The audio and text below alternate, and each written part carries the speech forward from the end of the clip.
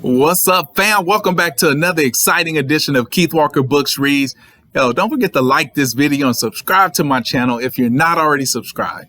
All right, today I'm going to share a poem with you. It is titled Jabari Unmasked.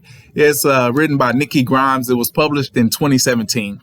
So Nikki, she's an African-American author, poet, and journalist. She's best known for her award-winning books written for children and young adults, and this poem falls into that line. I hope you like this poem. I'll offer an analysis of it after I get done reading. Jabari Unmasked. Fresh out of middle school, we all understand the rules. Wear whatever's in, scowl on cue to convince the world we're fearless.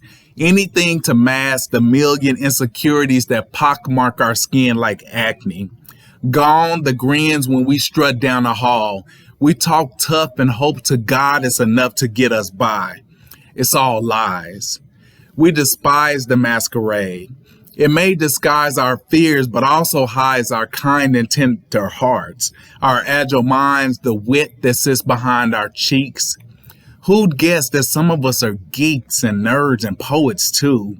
Clothed in shades of chocolate skin, our color works to camouflage our character and promise, at least in certain eyes.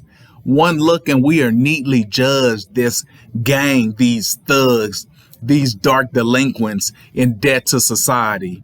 Meanwhile, you fail to see that we are college bound, more than a few, prepared to pay attention to psychology, the sciences, the arts, to thoughtfully unfurl the scrolls of human history. Instead, you see a thief who uses guile. All right, so that's that poem. I hope you liked it. As for the analogy, this poem has a lot of different layers to it.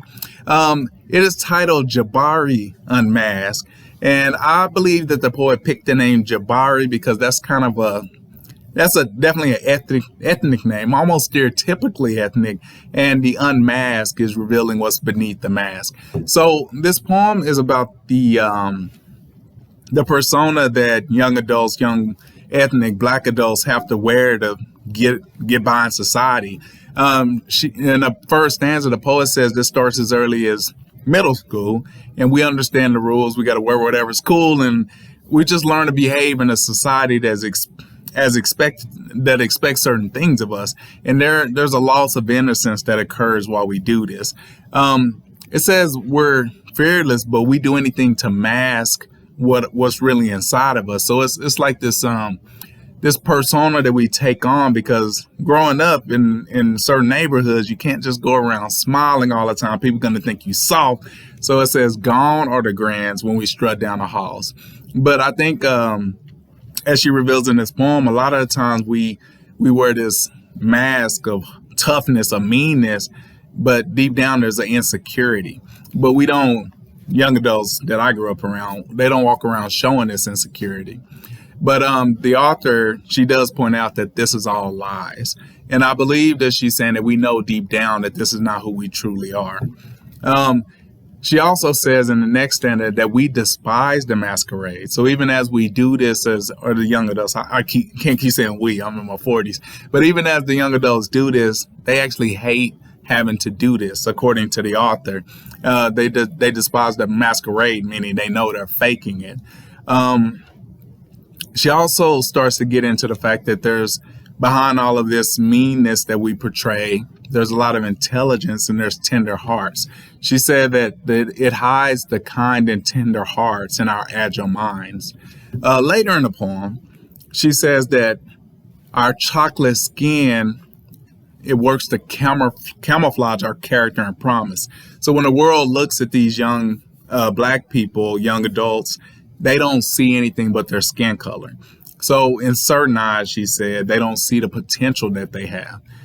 Towards the end of the poem, she basically implores the world to not judge these people, because it says you fail to see that we are college bound, more than a few, prepared to pay attention to psychology, the sciences, the arts. And if you just look at these young adults and you say, oh, that's a rough looking teen, he's mean, look how mean they look, you won't ever really see the potential and give them a chance to be great. All right, so the layers of this poem come in when we notice the last line. So this poem was published in a collection of poetry called One Last Word. And this collection of poetry was inspired by the Harlem Renaissance.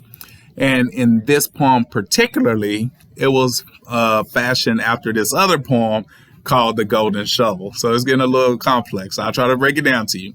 All right, so The Golden Shovel. That was a poem written by Terrence Hayes, and he modeled this poem after a Gwendolyn Brooks poem. And before you get too lost in this, I'm going to make it simple. All right, so let's go back to The Golden Shovel. So Terrence Hayes wrote a poem, The Golden Shovel, and like I said, he modeled it after being inspired by Gwendolyn Brooks. And the way that he modeled it was with the last line of the poem. So if you read Terrence Hayes' poem, you'll notice the last lines read like this. We real cool, we left school, we lurk late, we strike straight, we sing sin, we thin gin, we jazz June, we die soon. So the last lines of his poem is exactly a poem from Gwendolyn Brooks titled We Real Cool. I did analysis of that poem, by the way. It's on my channel. You can look it up. All right, so just by using the last line in each one of his lines, it made out her whole poem. That's her whole poem. So he put it in his poem. All right, so back to the poem we just read. As I'm reading the poem, you probably don't notice the last line, but if you were looking at it on paper, you would see that the last line of this poem by Nikki Grimes actually reads out a poem itself. So she wrote this poem as an inspiration for a Paul Laurence Dunbar poem called We Wear the Mask. So the first line of her poem is fresh out of middle school, we. So it stops at the we. The next line, all understand the rules, wear whatever's in, scowl on cue to convince the. So if you look just at the last lines, you'll come out with this. We wear the mask that grins and lies. It hides our cheeks and shades our eyes. This debt we pay to human guile. All right, so that is exactly the first, I believe, almost the first three lines of We Wear the Mask by Paul Laurence Dunbar. That's another excellent poem. I did analysis of that poem on this channel. You can look it up. But his first stanza is, we wear the mask that grins and lies, that hides our cheeks and shades our eyes. This debt we pay to human guile, with torn and bleeding hearts we smile, and mouth with myriad subtleties.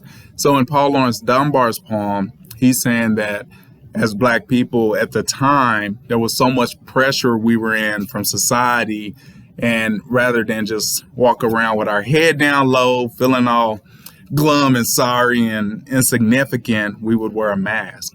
And the mask would hide all of our pain, it would hide all of our anguish, and then sometimes we would smile even though we were going through so much turmoil.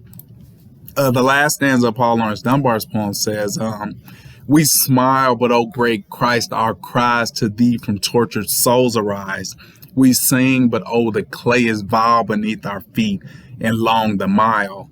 But let the world dream otherwise, we wear the mask. So in Paul Laurence's Dunbar poem, he was expressing all of these sentiments, all of these emotions, all the hardships, but he was explaining why you won't necessarily see all the Black people walking down looking depressed. Rather than that, we will wear a mask and appear to be stronger than we were. And Nikki Grimes' poem is similar.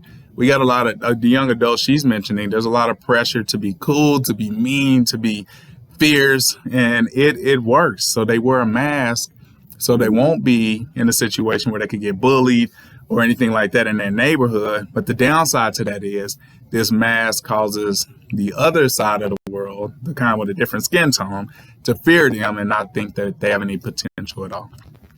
All right, so that's my analysis of the poem. I hope you liked it. Thanks for sticking around watching the whole video. If you enjoyed it, hit the like button.